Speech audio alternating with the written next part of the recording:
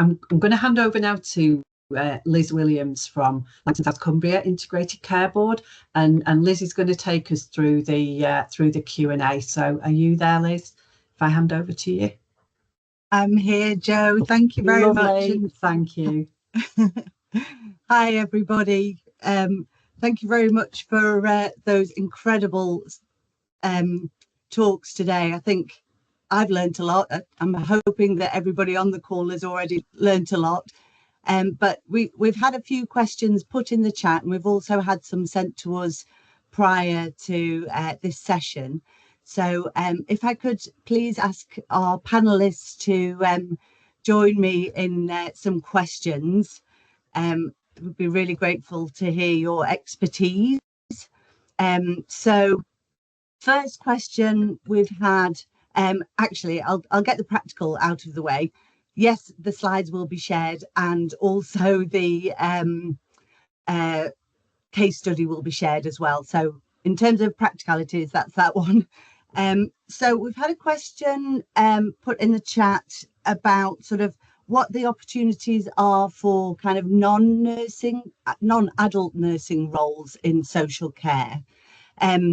Melissa, I'm wondering whether you'd be able to answer anything in terms of your expertise. I mean, so good question.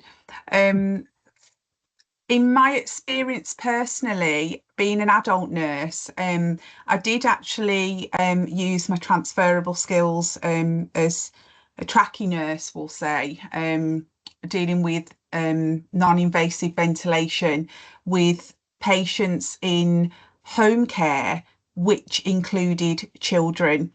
And children of ages of around 5 to 6, right the way up to 15 and 16. And I did that via care agencies. Agency isn't around anymore, but was called Ray of Sunshine. But there are other agencies that are out there that specifically take on people that have got those skills that can be transferred into in support of rather different age groups. And so initially for me, I mean, I loved it. It was pretty much getting to know the child, the person, and their families, and really understanding the complexities around, you know, we're just people at the end of the day in home care. So there were power cuts like today, and having to think on the feet of battery operated kits and how we're going to support with the kind of the clinical equipment that's there, without having a doctor or anybody else to kind of guide you in what to do. So those risk assessments and being a highly skilled practitioner, autonomous worker, essential. And that's why I say I didn't learn the kind of the skill set and become the nurse that I am today solely just working in one setting. So it's not just about the NHS. I'm not just focusing on in the NHS. I'm saying it's a big world. Go and try, ring people up, call agencies, get connected with continuing healthcare providers that will commission these packages of care where people are vulnerable and living in the community and need your help. The parents need your help. So yes, it does extend to social care with children in the community. Hope that's helpful. Yeah, that's really helpful. Thanks, Melissa. Another question that we've had, may I put to colleagues from the NMC, are there any regulatory or revalidation differences for nurses in social care compared to NHS roles? So short and quick answer to that is no. Nurses can revalidate in the same way and can access the same resources. If you go online with the links that I've shared, I'll put one in the chat below as well, for newly qualified nurses. There's lots of information on there about moving that transition from students to newly qualified, and also revalidation requirements. It's really useful when you do qualify, just to have that overview of what's expected of you, what do you need to do, and what help is available out there. Wonderful, thank you so much. We've just had a question popped in the chat as well from sorry, where I've just lost it. Oh, from Katerina. She's got a job interview this afternoon. Fabulous, good luck. So she said she's really nervous. And I'm going to ask of all the panel actually, if you can give her any tips and advice. Ashley, I might bring you in first if you're there. Yeah, I think one, just be yourself. Obviously, any experience you've got, as they mentioned before, as Melissa mentioned, those transferable skills. So even if you haven't necessarily worked in a nursing home before, think about those transferable skills that you've achieved as a student and relate them to the roles that we've spoke about today. And I think I obviously don't know your reasons for applying for a job in a nursing home, but if it's the fact that you can get to know your residents on a deeper level and get those build those rapports and relationships from longer term, I would really stress that as well. That's fabulous. Thanks, Ashley. And Lisa, I'm sure you'll have had lots of experience of interviewing staff. Is there anything that you could share with us? Yeah, I agree with Ashley. I think a lot of it is being yourself and really thinking about the transferable skills that you have actually already got. I think we go into interviews, especially as newly qualified, very, very nervous, and we forget what we've picked up in our 3 year of training. And I think if we can be ourselves, them skills tend to come across. And it's fabulous. Thank you. I hope you found that useful, and very, very good luck on your interview today. Oh, and Emma. Yeah, I'd just like to add to that, because going into this first interview was for the home I'm at now, and I was so nervous. But with the feedback afterwards, they said what came across was the passion that I was bringing, and what the transferable skills that I could bring. But she said what came across is that I wanted to make that difference for these people, and I wanted to learn, because I wanted to learn the mental health side of some of these residents that we had. And she said that's what come across. So like Ashley said, be yourself, bring forward what you've learned. But if it's the passion that you want, because you want to work in that home, because you want to make that difference, and bring that across, and it will stand out. That's fabulous. Thanks, Emma. And absolutely, even just from your 10-minute speech previously, you could see the passion that you absolutely have for your role. It's wonderful. Thank you. Can I just say thank you to everyone for wishing me good luck? Oh, of course. I'm going to do Best it. of luck. Yay. Thank you. Fabulous. Melissa, last word of support from you. Perfect. Do you know what? It's just to say an interview is a two-way process, and it's a conversation. So it isn't just about you kind of vetting and the organisation vetting you to see what you have to offer. It's important for you to explore what the organisation kind of can provide, but also what you can kind of demonstrate, what you can bring, the value that you can bring, but also in turn, what are you going to receive if you choose to accept the role that they offer. So exploring the organisational culture, what it stands for, is it aligned to your current thinking, your value base in terms of what you stand? It's really good to do your research, who you're going to be connected with, and also do not be afraid to ask questions. It's your interview too, so explore. No question should ever be left. In my experience, if you think it's a silly question, it's not, ask it. So I just wanted to say that. Thanks so much, Melissa. That's brilliant. And yes, lots and lots of messages for you, Katerina, in the chat, wishing you good luck. Super. Another question that we've had sent in previously is around kind of progression in social care. and what are kind of any leadership opportunities that you have in terms of also making autonomous decisions and opportunities for those decision making opportunities in social care. Is that a big feature, Ashley? Yeah, I think the progression, well, first of all, making autonomous decisions, we very much encourage our nurses to do this, and the support is always there for this as well.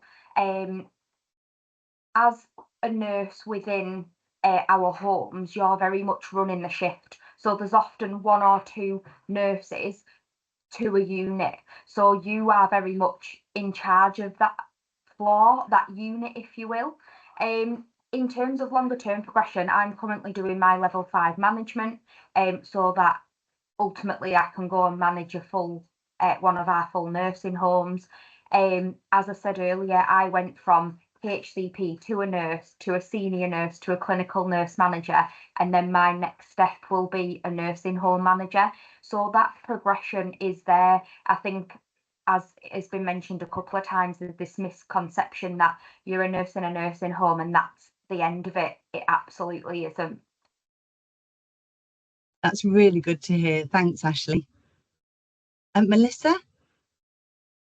Hi, yes, so I think to follow on from that, this goes back to kind of your initial conversations at interview, where I say it's, it's your interview too, and kind of exploring those questions and thinking about your future career aspirations, not just for the role that you're currently applying for, but what's your 5-year plan? Where do you see yourself? So where you can link in with the RCN is we've got the career coaching, where you can kind of speak to a careers advisor.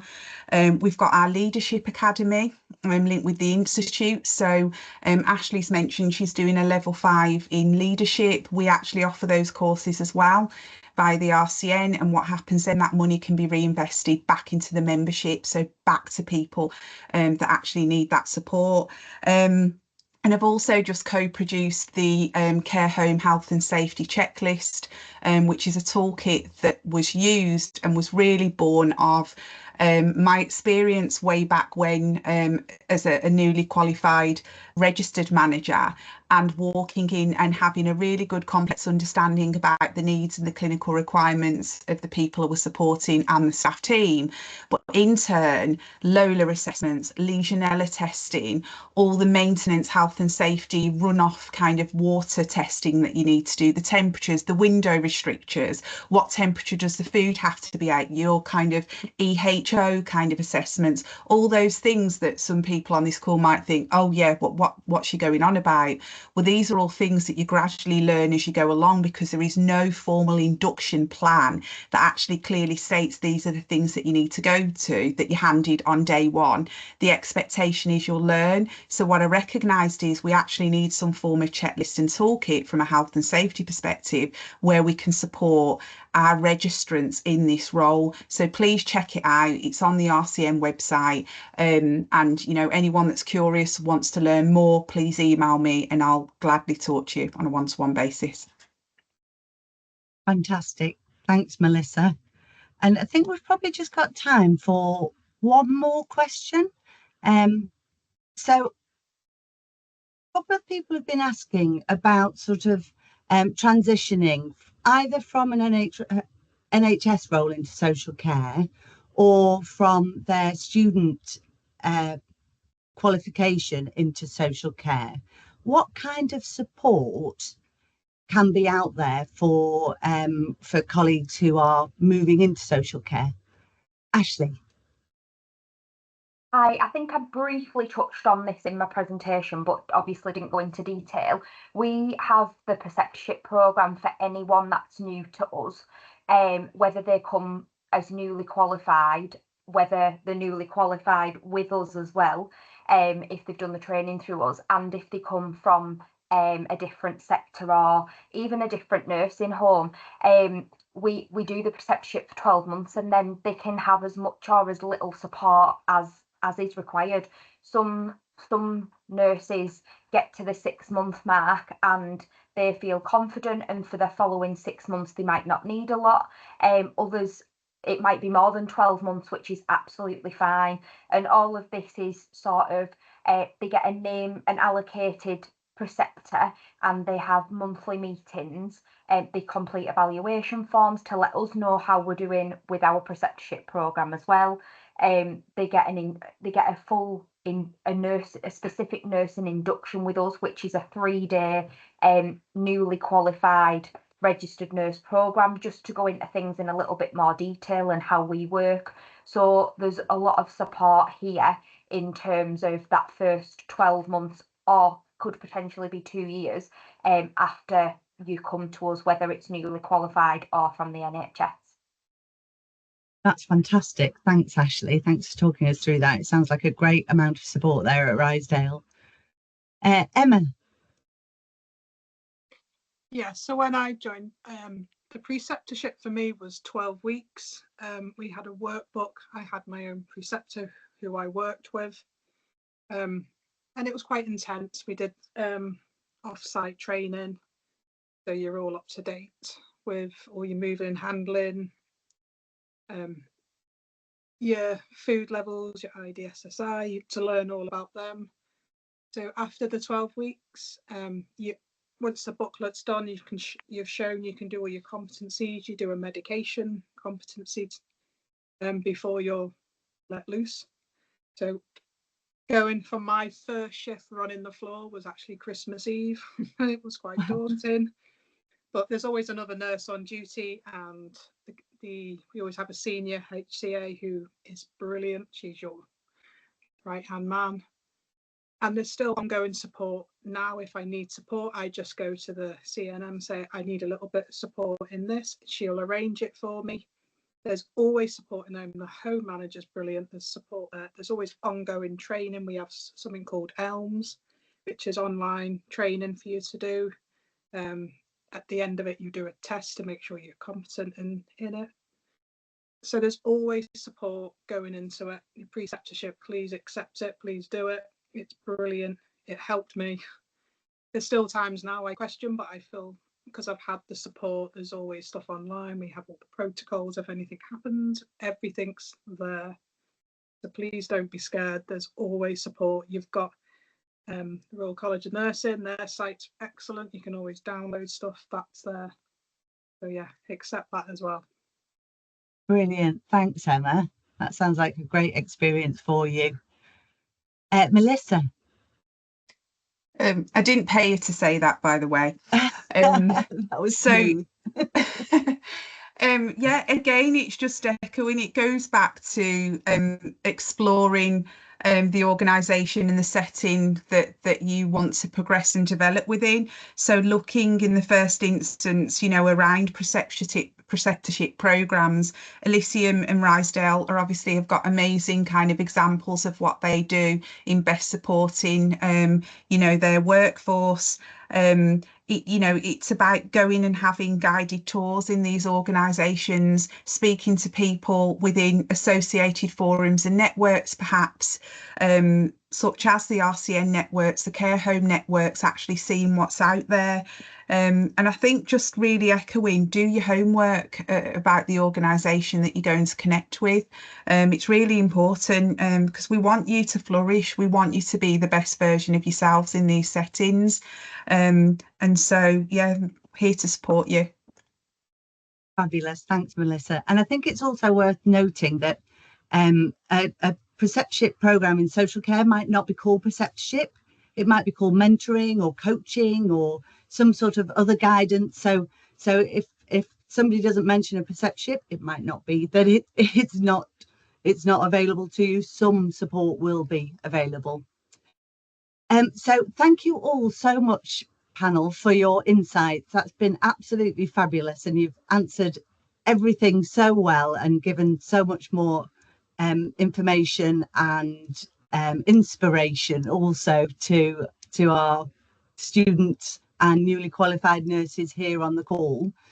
I'm just going to move into the kind of final question, because a lot of people have been putting up questions around job opportunities, etc., in social care. So I'm now going to hand over to my colleague Sue Noon, who is from Cheshire and Merseyside, and she will be able to take you through our final slide on the job opportunities. Are you there, Sue? I'm here, Liz. Can you hear me? Super. Hi. Yes, thank you. It's really good to see everybody. As Liz said, my name's Sue.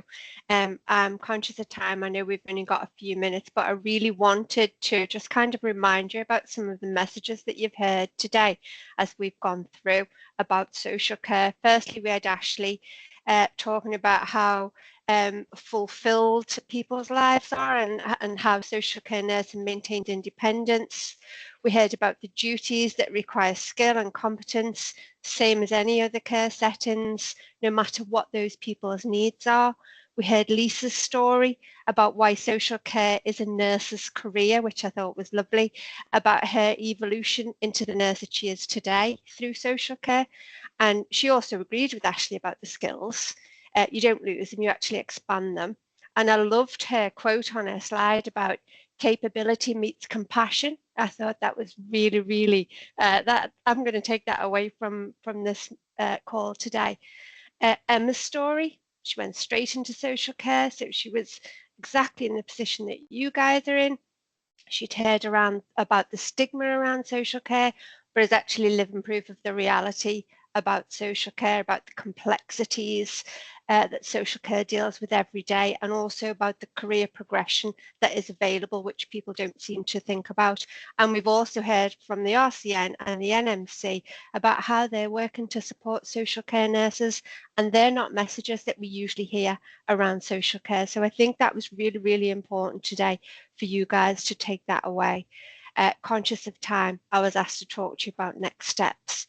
There's lots of things that you can do to look for jobs in social care. There isn't just one place that you can go. There are lots. There's some on NHS Jobs, on Total Jobs, Indeed, a lot of the bigger kind of job websites. You could actually just go straight to the care homes that you've heard about, put them an application in, or put your CV in, go and speak to them, see what's coming up.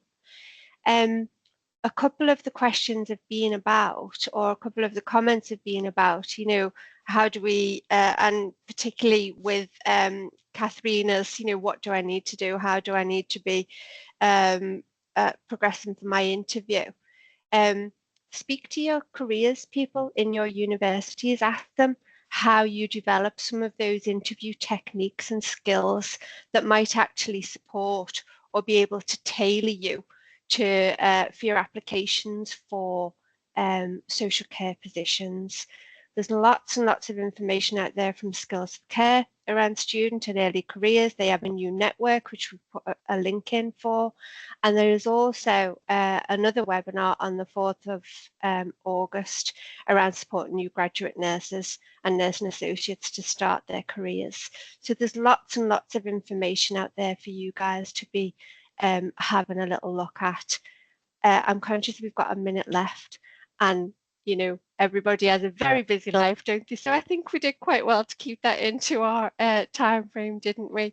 It's been so very good to meet you all today, albeit virtually, but hopefully we have given you the message that social care is absolutely an exciting destination for you guys to go into, and you won't be limited. So thank you. Thank you for coming today, and hopefully we'll do some more of these, girls. What do you think? Hey? I think so. Good.